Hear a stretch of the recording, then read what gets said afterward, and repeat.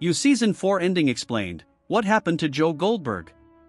The fourth season of You took a giant swing and delivered a serious twist in Part 2. Joe Goldberg, Penn Badgley, is back in all of his glory for Part 2 of You. The first 5 episodes go down a different path in which Joe, now going by Jonathan Moore, is the one attempting to solve who is behind the Eat the Rich killings. It's a complete 180 from the first 3 seasons and offers a refreshing look at the lead being a fish out of water. Yet, when we pick back up with Part 2, it doesn't take long to feel back at home with Badgley's character.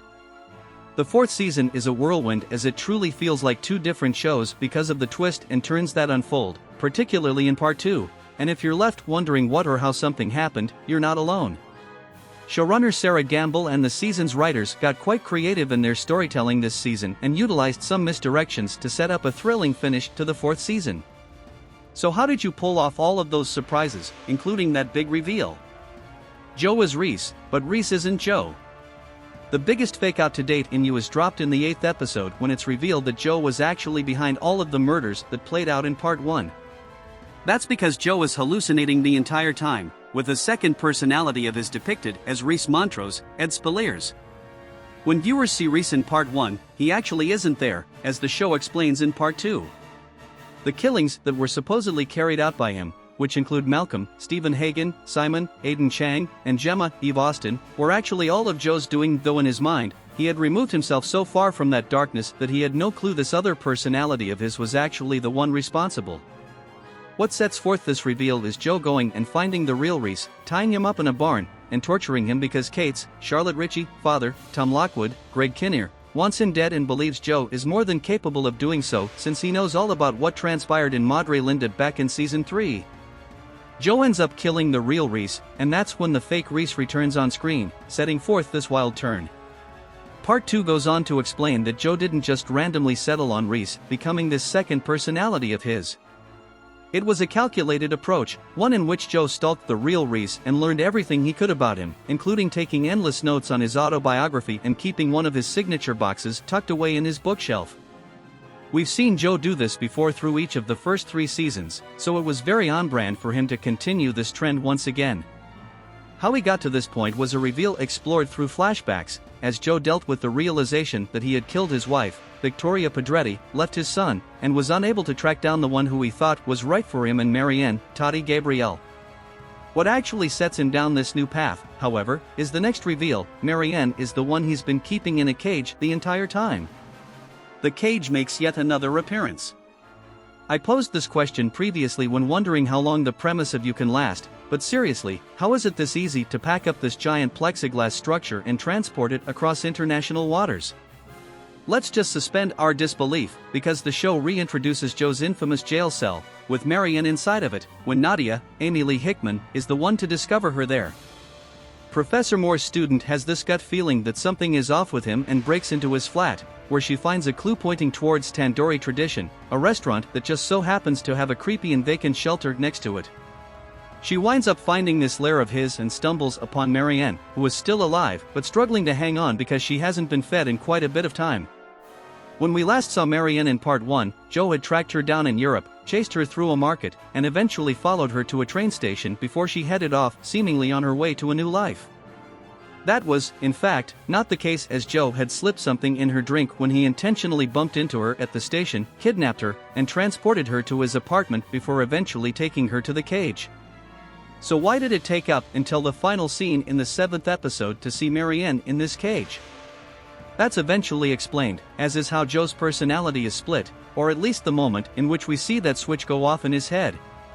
Episode 8 retells the story through Marianne's perspective, some of which we have seen, but the rest of the tale explains the key parts that Joe had turned a blind eye to. In it, we see Joe's obsession with Reese beginning as he's watching videos of him online in an effort to study him, seemingly blocking everything that's going on in the room, including Marianne, as he's in a trance with the video playing. Once he transports her to the cage, he begins to lose it, banging his head on the glass, and it's in that fleeting scene when he snaps into his new persona, the one we previously saw play out as the fake Reese. It's also at this moment that he erases everything in his mind about Marianne, never returning to feed her, throughout the Part 1 episodes, presumably, or check in on her. He ends up becoming so detached from reality that he blocks everything out that he did, and everything that he ends up doing is the eat the rich killer because he's so steadfast on changing and beginning a new life, but in reality, he can't escape the grasp of this dark side in him. That bridge scene where it all seemed over. Upon his realization of all that he had done, from killing the real Reese to the prior 3 murders and everything that he had done to Marianne, Joe finally realizes how dangerous he is. For the time in this series, it appears that he understands that he's the problem, and the show cleverly incorporates yet another Taylor Swift song when Anti-Hero is heard playing. Season 3 featured Exile in the finale.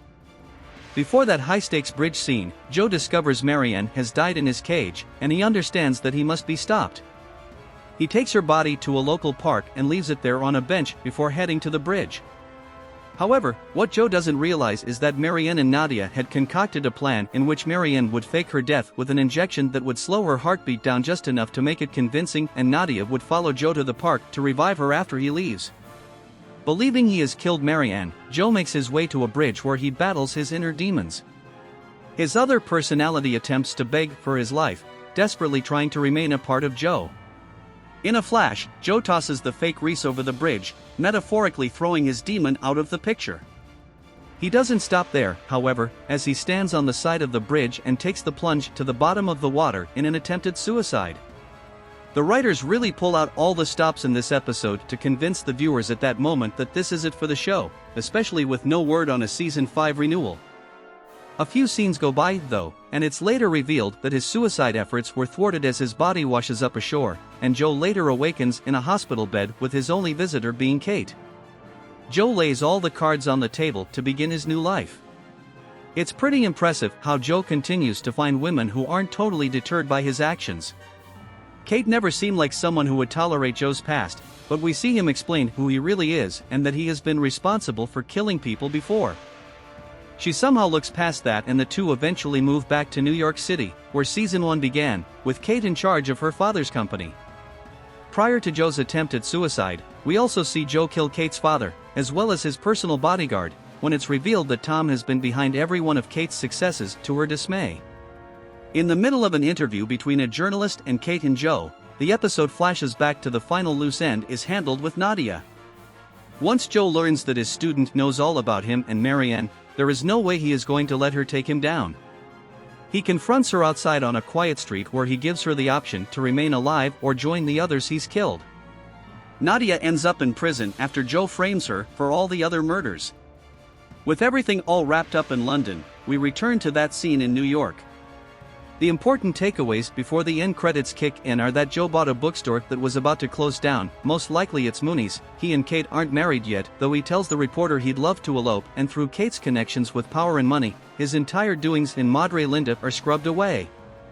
In the public's eyes now, Joe escaped an abusive partner in love, placed Henry in a safe position away from his mother, and is now considered this white knight for how he was able to escape this concocted harm. After a part 1 that felt out of place, you delivered on all fronts over the final 5 episodes. While it felt disconnected from its traditional narrative in its first half, the show was able to bring it all together in a way that felt like a real Joe Goldberg story, and one that actually contained some stakes. After all, the final episode was titled The Death of Jonathan Moore, with the show infusing a certain amount of doubt into viewers' minds about whether this would conclude Badgley's time on the show. Instead, you finds itself all set up for a renewal. By going back to the Big Apple, there is a full circle finale waiting to happen if Season 5 does end up being the series' last. It would be a fitting way for Joe's story to conclude in the place where it all began, but for now, we still need to take a moment and catch our breaths after Part 2's captivating finish.